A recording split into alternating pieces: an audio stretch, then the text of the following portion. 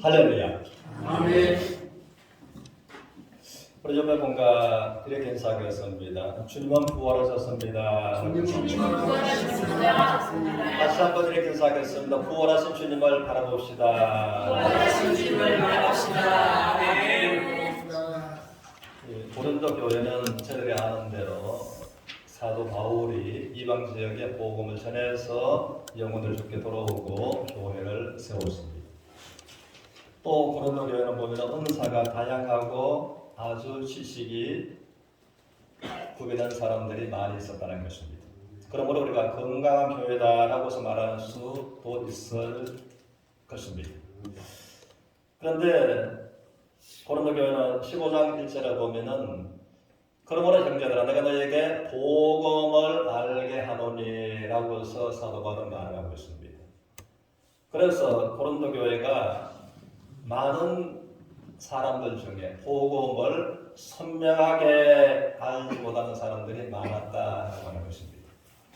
또 본문의 말씀처럼 12절의 말씀에서는 어찌하여 죽은 자 가운데서부터 부활이 없다 하느냐. 부활을 믿지 못하는 사람들도 많이 있었다라고 하는 것입니다. 그러므로 이에 관해서 이것을 우리에게 교훈과 적용을 시켜보면 고린도 교회가 그랬답니다.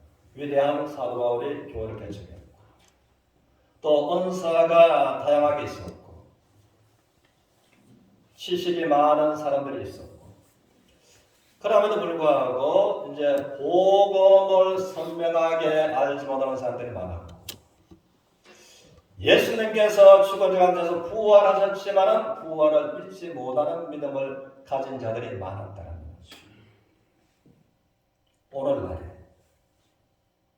교회 오래 다니면서 혹은 내가 직분을 받았다 할지라도 복음이 명확하지 못한 사람들과 부활에 확실한 믿음을 갖지 못한 사람들도 있을 수가 있지 않느냐라고 하는 것입니다.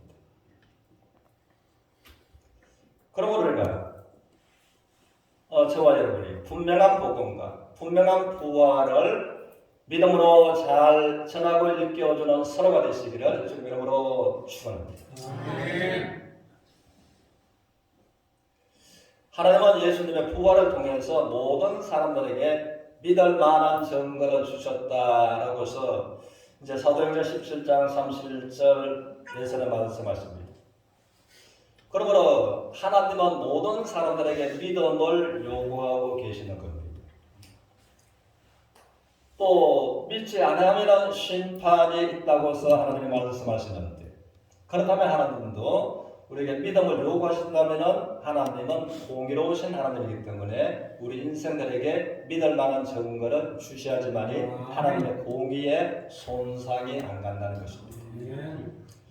그러므로 증거 중에 가장 분명하고 큰 증거가 죽은 자 가운데서 예수님을 부활하게 하심으로 말미암아 모든 사람들에게 믿을 만한 증거를 주셨다라고 하는 것입니다. 이 세상에서 어떤 종교 창시자라고 할지라도 죽은 자 가운데서 부활하는 사람은 아무도 없습니다. 우리가 유교의 영향을 깊숙이 받고 있지만은 그 공자는 그가 죽어서 중국 청평양에 무덤이 보존되고 있다고 해서 전해지고 있습니다. 또 석가모니도 그가 죽어서 인도 설수산에 그 죽음의 모습을 지금도 또 보존되고 있다라고 해서 전해지고 있는 것입니다. 그런데 예수님은 죽은 자 가운데서 3일 만에 부활하셔서 빈 무덤을 남기고 계신다는 것입니다. 아멘. 그래서 이에 관해서 로마서 1장 4절을 통해서는 죽은 자 가운데서 그가 스스로 부활하심으로 그 능력으로 하나님의 아들 되심을 스스로 선포하셨다라고 하는 것입니다. 그러므로 이제 본문의 말씀을 통해서 17절에서는 그리스도께서 다시 살아나지 아니하셨더라면 부활하지 아니하셨더라면 너희의 믿음이 헛되다라고 해서 말씀하고 있습니다. 그리고 18절에서는 이제 잠자는 자들도 망하였을 것이다. 예수님을 믿고 구원받고 부활의 영광스러운 소망을 천국을 소망으로 바라보고 죽은 자들이 영원히 일어나지 못하고 부활하지 못하고 망할 것이다. 또 19절에서는 이제 성경을 말하기를 그리고 예수님의 부활이 없다면 너희도 부활하지 못할 것이고 부활이 없다면 이 세상 사람들 중에 너와 너희가 우리가 가장 불쌍한 사람들이 될 것이다 라고서 성경은 말하고 있는 것입니다. 우리가 참으로 부활이 없다면 우리가 인내하고 절제하고 믿음의 선한 싸움을 싸워야 할 이유가 없는 것입니다. 부활이 없다면 모든 것이 그러므로 우리가 예수님의 이름을 생각하고 예수 그리스도의 십자가의 구원의 은혜를 생각하고 우리가 믿음의 선한 싸움을 싸워가는 이것이 죽어서 끝이고 부활이 없다면 이 세상 사람 중에 가장 어리석고 불쌍한 사람들이 될 것이다. 그런데 성경은 말합니다. 고린도전서 15장 20절 같이 읽겠습니다. 시작. 그러나 이제 예수께서 죽은 자 가운데서 다시 살아나사 잠자는 자들의 천을 주셨다. 그러므로 그리스도께서 이제 죽은 자 가운데서 다시 부활하셔서 잠자는 자들의 죽은 자들의 땅 속에 있는 자들의 천 열매가 되셨다라고 하십니다. 그래서 천 열매라고 하는 것은 또 유술서에 보면은 천 열매가 달리면은 그 다음에 또 두 번, 세 번 여러 열매가 달리는 것처럼. 그러므로 부활에 관해서도 성경은 부활의 순서에 관해서 이제 말씀하고 계시는 겁니다. 첫째는 땅 속에 있는 자들이 부활에 먼저 이르고 또 첫째 부활, 두 번째 부활, 우리의 살아남은 자들도 신령한 몸으로 변형되는 그 부활의 소망을 성경은 우리에게 말해주고 있는 것입니다. 또 요한복음 5장 28절을 통해서는 사람들이 죽은 자나 어떤 자나 살아있는 자나 하나님의 아들의 음성을 들을 때가 오나니 곧 이때라 듣는 자는 살아나리라. 죽은 자들을 말하는 것입니다. 우리는 요한복음 11장을 통해서 나사로가 죽었습니다. 죽은 지가 4일이 되었습니다. 그 찜통 같은 무더운 날씨. 그러므로 주님께서 그 무덤 앞에 가셔서 돌을 옮겨놓으라 라고 해서 말씀하시니까 그의 누이들이 말하기를 주여 죽은 지가 4일이 되었으며 냄새가 나나이다. 그런데 우리 주님께서 말씀하시기를 무덤 앞에서 나사로야 일어나라 라고 하십니다. 죽은 나사로가 예수님의 말씀처럼 죽은 자들이 하나님의 음성을 들을 때가 오나니 곧 이때라 듣는 자는 살아나리라 라는 말씀처럼 썩어서 냄새가 나는 나사로가 예수님께서 일어나라 라고 하십니까? 죽은 자가 일어난 것처럼 모든 사람들이 죽은 자들이 예수님의 부활 때에 예수님의 음성을 말미암아 듣고 일어나게 된다고 하는 것입니다. 아멘. 그래서 이제 29절에서는 성경을 말하기를 모든 사람들이 죽은 자들이 하나님 아들 예수님의 음성을 듣게 되는데 듣는 자들은 살아나는데 부활에 관해서 심판의 부활이 있고 생명의 부활로 나온다라고 하는 것입니다. 그러므로 이 사실을 생각할 때 우리가 우리의 사랑하는 사람들, 우리의 주변, 많은 사람들 관해서 한 번은 부활에 나가게 될 텐데 나의 사랑하는 지인들이, 나의 사랑하는 가족들이, 나의 사랑하는 교우들이 정말 심판의 부활이 아닌 생명의 부활로 나갈 수 있을 것인가? 라는 것을 우리가 생각하면서 영혼들을 잘 일깨워서 생명의 부활로 인도하는 서로가 되시기를 주님의 이름으로 축원합니다. 아멘. 아멘. 그러므로 고린도전서 15장 17절에서는 이렇게 우리 같이 읽겠습니다. 고린도전서 15장 17절.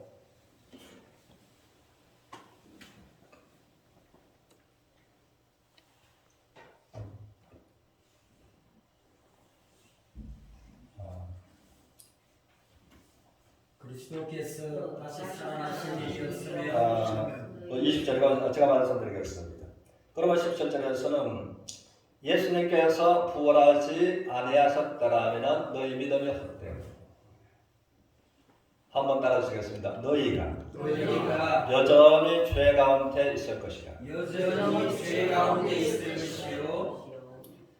그러므로 성경은 말하기를 우리의 믿음이 헛되고, 믿음이 헛되는 것은 우리가 예수님을 믿는다할지라도 예수 그리스도께서 부활하지 아니하셨더라면 너희가 여전히 어디에 있다고요? 죄 가운데 있을 것이다. 그래서 우리가 예수님의 부활에 관한 분명한 믿음을 갖는 것은 놀라운 축복인 것입니다. 예수님의 부활에 관해서 정확한 믿음을 갖지 않고서 우리가 구원받을 수가 없다는 것입니다. 왜? 너희 믿음이 절대로 헛되고, 왜 헛되는가? 너희가 여전히 죄 가운데 있을 것이다. 이 고린도 교회를 향해서. 그렇다면 오늘날 우리가 또 교회에 등록을 하고 많은 세월을 교회에서 다니면서 하나님을 믿었다 할지라도 왜 예수님께서 부활하지 아니하셨더라면 내가 여전히 죄 가운데 있는가? 죄 가운데 있다면 그 사람은 이 하나님 나라에 들어갈 수가 없습니다. 빛과 어둠은 함께할 수가 없습니다. 거룩하신 하나님과 죄인은 함께할 수가 없습니다. 예수를 통해서 오신 목적이 아들을 낳으리니 이름을 예수라. 이는 그가 자기 백성을 그들의 죄에서 구원할 자이시다. 믿을 만하다 모든 사람이 받을 만한 이 말이에요. 그리스도 예수께서 죄인을 구원하시려고 세상에 임하셨도다 라고 말씀하신 디모데전서 1장 15절 말씀이죠. 죄인을 구원하기 위해서 오셨고 또 죄인들을 구원하셔서 십자가에서 그들을 구원하시고 죽으시고 3일 만에 부활하시고, 그러므로 예수님께서 부활하지 아니하셨더라면 그 부활에 관한 분명한 믿음을 갖지 못했다면 여전히 너희가 죄 가운데 있을 것이다. 그럼 우리는 생각할 때에 예수님께서 부활하셨을 때의 토마의 고백처럼 예수님의 못자국을 도마가 확인하고 예수님의 창자국에 도마의 손가락을 넣어보고 그런 고백하기를 주는 과연 살아계신 하나님의 아들이시고 그리스도이시니이다 라고 고백한 거죠. 아멘. 그러면 부활하신 예수님은 십자가의 상처를 그대로 가지고 부활하셨다라고 하는 것입니다. 그러면 죽은 자 가운데서 부활하신 예수님의 십자가에 못 박히신 가시관에 찔리신 채찍에 맞아서 온몸에 덩어리가 박고랑처럼 우묵하게 파졌습니다. 양손에 대못의 구멍이 그 상처가 무엇을 말하는가 알아보는 것입니다. 이에 관해서 성경은 이사야서 53장 5절에서는 이렇게 말합니다. 같이 읽겠습니다. 시작. 그가 죽는 우리의 허물 때문이요 그가 사는 우리의 죄가 아니라. 여기까지 먼저 봅시다. 이사야는 우리가 아는 그대로 예수님께서 오시기 700년 전에 선지자로 활동을 했습니다. 그러면 하나님께서 이사야의 영혼을 열어주셨어. 700년 후에 오실 하나님 아들 예수 그리스도에 관해서 보고 하나님의 계시를 말미암아 예언했고 선포했던 사람이었습니다. 그럴 때에 이사야의 영혼을 여셔서 보게 하셨을 때 이사야는 너무나 놀랐습니다. 어떤 한 분이 가시에 찔리고 대못에 찔리고 창에 찔리고 하는데 순간적으로 자기의 허물 문제가 해결되는 것을 보았습니다. 또 눈을 돌려서 보니까 자기뿐만 아니라 옆에 있는 사람의 그 허물의 문제가 순간적으로 해결되는 것을 이사야는 보았습니다. 또 보면서 그분이 온몸에 상하시는데 자기의 죄의 문제가 순간적으로 사라지는 것을 보았습니다. 또 고개를 돌려서 보니까 옆에 있는 다른 사람들의 허물과 죄의 문제가 순간적으로 해결되는 것을 바라보았던 것입니다. 그래서 그는 말하기를 나의 허물이 빽빽한 구름처럼 많고 나의 죄악이 짙은 안개처럼 많은데 순간적으로 예수 그리스도께서 찔리시고 상하시는데 빽빽한 구름 같은 짙은 안개 같은 죄와 허물 문제가 이제는 없어지는 순간적으로 없어지는 도말되는 것을 이제 바라보았던 것입니다. 그러므로 또한 로마서 4장 25절에서는 성경을 이렇게 말합니다. 오늘 같이 읽겠습니다. 시작. 예수는 우리가 정죄한 것 때문에 내주신 되고 또한 우리를 의롭다 하시기 위하여 살아나셨느니라. 아멘. 그러면 여기서 예수님께서 십자가에서 왜 죽으셨는가라는 것을 분명하게 말해주고 있고 또 죽은 자 가운데서 왜 예수님께서 부활하셨는가라는 것을 분명하게 성경은 말해주고 있다는 것입니다. 그러면 예수는 우리의 범죄한 것 때문에 십자가에서 죽으셨고 십자가 죽으심으로 우리의 범죄의 문제를 해결하십니다. 또 죽은 자 가운데서 부활하셨으므로 우리를 어떻게 하시려고? 의롭다 하시려고. 십자가에서 죽으심으로 우리의 죄의 문제를 해결하셨고 죽은 자 가운데서 부활하심으로 우리의 의롭다 하시는 문제를 해결하셨다. 그래서 이거에서 이제 베드로전서 2장 24절에서 한번 따라하시겠습니다. 친히 나무에 달려 그 몸으로 우리 죄를 담당하셨습니다. 그러므로 친히 예수님께서 친히 나무의 십자가에 달려서 예수님의 그 몸으로 우리의 죄를 친히 담당하셨다. 그러므로 친히 담당하신 그 십자가의 상처를 그대로 가지고 부활하셨다고 하는 것입니다. 그러면 십자가의 상처는 우리의 죄를 담당하신 증표입니다.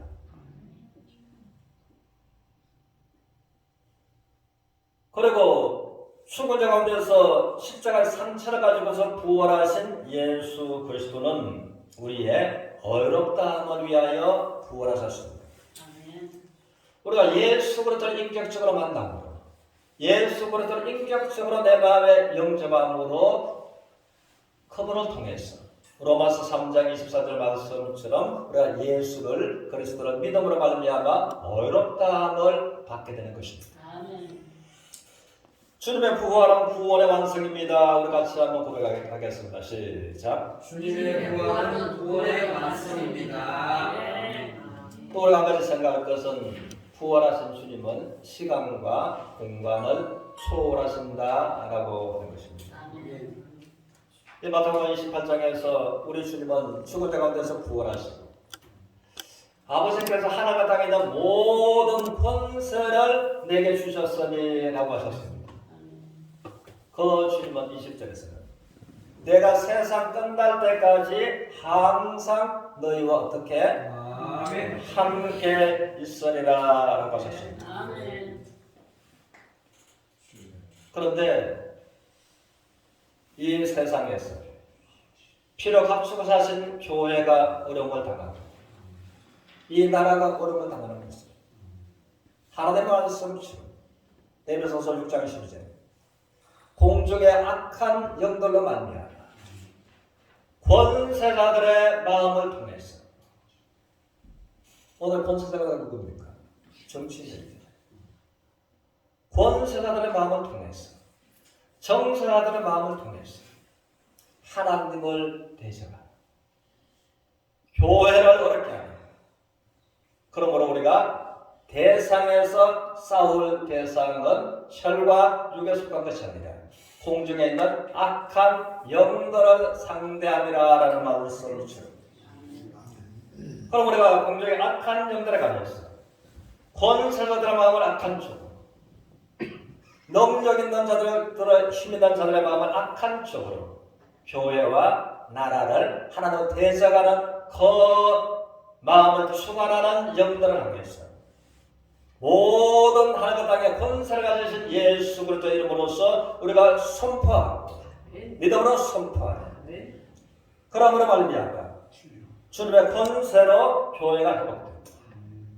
주님의 권능으로 이 나라가 새롭게 든든하게 세워지는 것을 믿음으로 바라보는 서로가 되시기를 주님 이름으로 축원합니다.